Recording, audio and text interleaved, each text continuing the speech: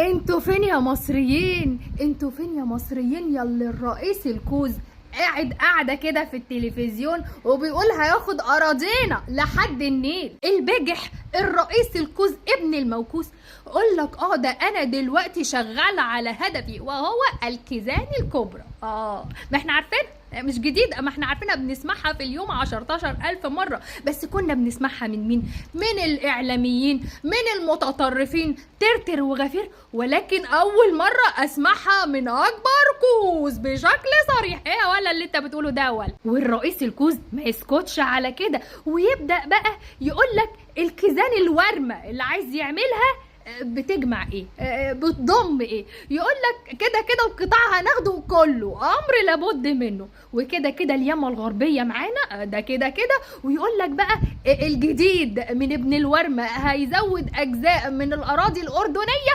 والاراضي المصرية، وبيدافع عن حلمه قوي، يقول ده انا شغال بايدي وبرجلي وبكل ما فيا. بصوا بقى انا عايزه اقول لكم على حاجه، المهمه اللي انا شغال فيها دي مهمه قوميه وروحيه.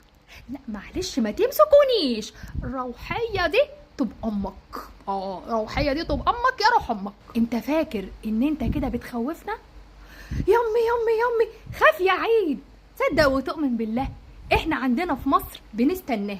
اقول لك على سر، بس انا قبل ما اقول لك السر ده امن على نفسك ان انت ما تبقاش شارب ميه كتير، علشان الزنطلونك هيتبل، ده احتمال كبير. احنا 120 مليون مصري رجاله وستات عايزينك تيجي، عايزين نلمح كوز في سيناء، لان احنا متاكدين ان نهايتكم هتكون على ايدينا. تعالى وجرب وقرب، تعالى كده ويا ريت تعجل، احنا مستنيين قوي التصفيات والنهائيات، احنا عايزينك والنبي لا تيجي، وحياة زرزور عندك تيجي، انا عايزاك تيجي، عشان كل التاريخ اللي سمعته عننا كمصريين حاجة والواقع حاجة تانية خالص، واظن انت مجربين قبل كده. واسأل البيجامات الكاستور، اسأل يا فندم، المصري على مر التاريخ ولو ناسي افكرك، لا مرة سامح في عرضه ولا مرة فرط في ذرة تراباية من ارضه. احنا المصريين اللي جوعنا 10 سنين علشان يستعد جيشنا للحظة دي، قعدنا جعانين وعادي جدا، وايه منوعين كل مصادرنا، ما اعتمدناش على امك، ما اعتمدناش على الولية، علشان احنا عارفين اللي بيتسند على الولية ايده متعرية. 10 سنين والمصريين مضغوطين عشان اللحظة دي، عمالين ايه؟ نبني في طرق ونبني في كباري، وكانوا كل الاعلاميين وصانعين المحتوى اللي قاعدين بره كانت موضة، عايز تبقى وطني اطلع اشتم في بلدك، هو ده انت كده تبقى وطني، اول لما تشتم في بلدك تبقى وطني قوي. هو ده بقى اللي انتوا كنتوا شغالين عليه الفترة اللي فاتت، ولكن الحمد لله كل المصريين واعيين.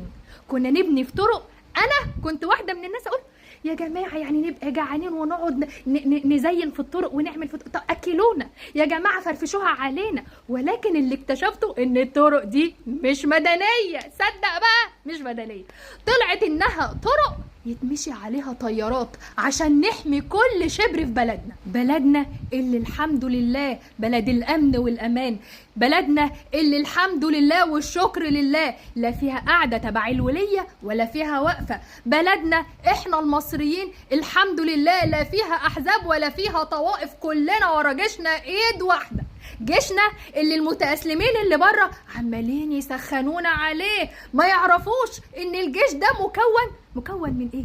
من كل بيت، ده كل بيت مصري مساهم فيه، كل بيت حاطط فيه ابهاتنا واخواتنا واولادنا، وبعد كده انتوا بتسخنونا على اللي منا.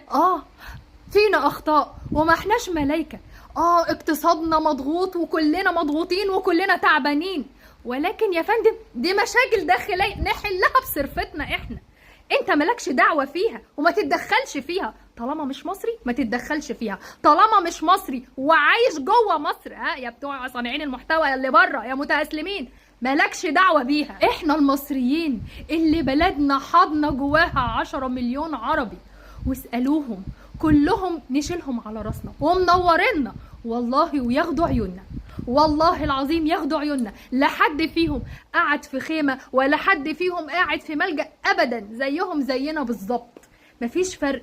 ليه؟ لسببين: عشان مصر ام الدنيا، وعشان المصريين مقتنعين بفكره امه واحده. وتحياتي لاستاذ احمد جمعه. فعندك 120 مليون مصري والله عايزينك تبدا وتاخد الخطوه، حتى علشان نرتاح من اللي عمالين يقولوا له لا يا متخاذلين يا مصريين.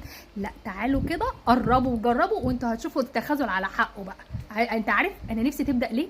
علشان اوريك احنا كستات مصريه، انا واحده ست نفسي كده اخد غطاين حله واقوم مسقفه على ودانك المطرطقه يا الرئيس الكوس. والله عشان بعد كده لما انت اللي تقرب وتيجي يمتنا محدش بقى يجي يقول تستاهلوا يا مصريين، تستاهلوا، ما انتوا اللي تعديتوا على الغير. لا، ده انت اللي جاي لنا بقى، فانت تستاهل. ساعتها لا هيبقى في عقوبات ولا في قوانين دوليه توقفنا. خلاص هنخلص على امك. وشور اي بروميس.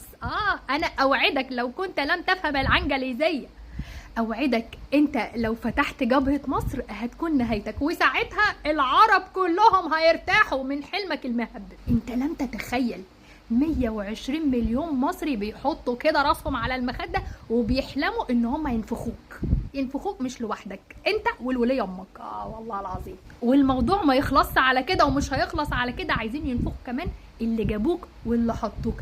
تعال جرب وقرب يا الرئيس الكوس. ونصر الله كل الأحرار في كل زمان ومكان، والنصر يكون يا رب على ايد المصريين يا رب قريبا بإذن الله. تعالى والله العظيم المصريين بيستمنوها بيحلموا بيها يوميا. تعالى راجل ابن راجل، تعالى من واحدة صعيدية.